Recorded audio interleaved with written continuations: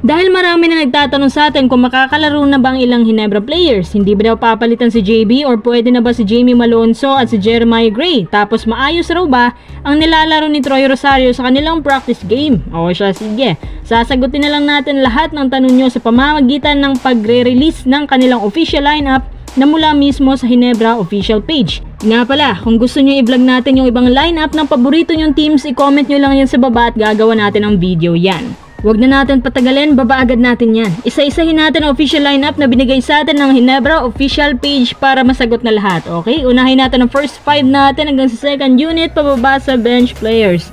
Syempre, dagdag na rin natin kung ano-ano ang mga pagbabagong gagawin ni Coach Tim sa kanyang system.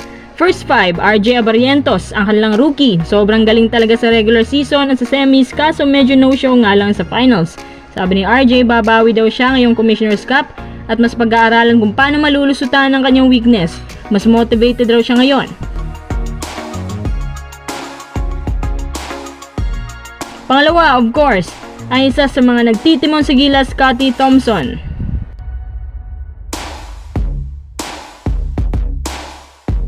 Pangatlo, Stephen Holt. Gaya ni RJ, akala niyo makakatikim na siya ng first ever PBA title pero mas gagalingan pa raw niya ngayon.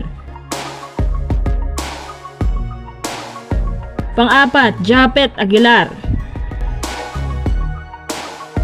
Pang-lima, of course, ang nag-iisang import na hindi mapalit-palitan, si Justin Brownlee. Ayon nga pala kay Coach Tim, kahit kailan, kahit wala ng height limit, hindi nagdalawang isip si Coach Tim na pabalikan si JB dahil nga sa familiarity ng kanilang system. Kung ibang import pang kukunin, and other adjustments na naman. Tapos masisira ang koneksyon dahil hindi magiging pamilyar ang bawat isa sa system. Sabi naman ni JB, kahit galing siya sa gilas, kayang-kaya pa naman daw niya. Isa lang kahinaan ni JB, ang takbuhan. Second unit tayo, pang-anim, LA Tenorio, which is actually minsan siya yung nasa first unit depende sa capacity ni RJ mag-handle ng bola. Kung kaya ni RJ, pinagpapahinga nila sa LA.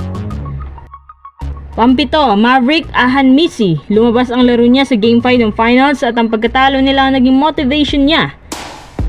Pangwalo, Jeremiah Gray. Tama pong dinig nyo mga kuis, makakalaro na si Gray pero nilinaw ni Coach Tim na hindi pa muna siya agad isasalpak ng maaga at hindi rin siya bibigyan ng mahabang minuto. Ayaw raw kasi ni Coach Tim na madaliin lahat, bagamat ito yung sitwasyon, palalaroin naman daw siya ngayong Commissioner's Cup.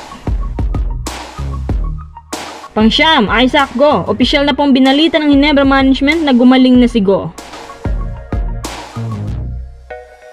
Pang-sampu, Troy Rosario, ang player na kakakuha lang ng Ginebra mula sa free agency market. Sabi pa ni Troy, dream come true daw. Pinapangako naman niya na hindi niya bibigoin si Boss Al. Parang sa ginawa ni Troy, ginalit lang niya lalo ang TNT. Pang-11, Janard Pinto, ang isa sa pinakamagaling at pisikal na dumepensa sa kanilang lahat. Pang-12, Von Pesumal, ang kanilang magic bunot na shooter. Pang-13, Rafku, na minsan na-elevate pa tong first at second unit, depende kay Coach Tim. Pang-14, si Aljon Mariano, isang promising bench player, PF. Pang-15, Benedict or Ben Adamos. Sabi ni Coach Tim, ha-assign daw nila si Ben hanggang sa maging kagaya siya ni Japet if possible. Pero kung hindi, abay pa gagawin na nga lang trade asset itong si Adamos para sa isa na namang trade package na magaganap. Pang-16, Raymond Aguilar, ang walang kamatayang reserba sa bench ng Ginebra. Pinakauli sa listahan na nilagay muna sa reserve list, Jamie Malonzo. Recently, sabi ni Coach Tim, kahit di nakalaro si Malonzo sa gilas pero makakalaro na rin siya ngayong Commissioner's Cup. Pangako ni Coach Tim yan. Kaya nga sa mga practice game, mas nag-a-adjust pa siya, lalo na ngayon sa playing time ng bawat isa. Especially din na nandyan si Troy. So dahil nandyan si Troy, asahan na si Isaac Go maapektuhan ang kanyang posisyon at oras. Kasi instead kay Go, si Troy ay bubugbog nila sa gitna na karelibo ni Japet. Siguro naman, mas bihasa ng dumepensa si Troy kesa kay Go. At magaling siya sa practice Kaya ang gagawin ni Coach Tim kay Go ay babalik daw niya yung dating Go na malayang tumira sa labas. Tapos mas maraming magpapalitan sa second unit kesa sa una. So again, ito po yung official lineup ng Ginebra ngayong Commissioner's Cup. Asahan natin na makakapaglaro na po silang lahat, pati si Malonzo at Gray.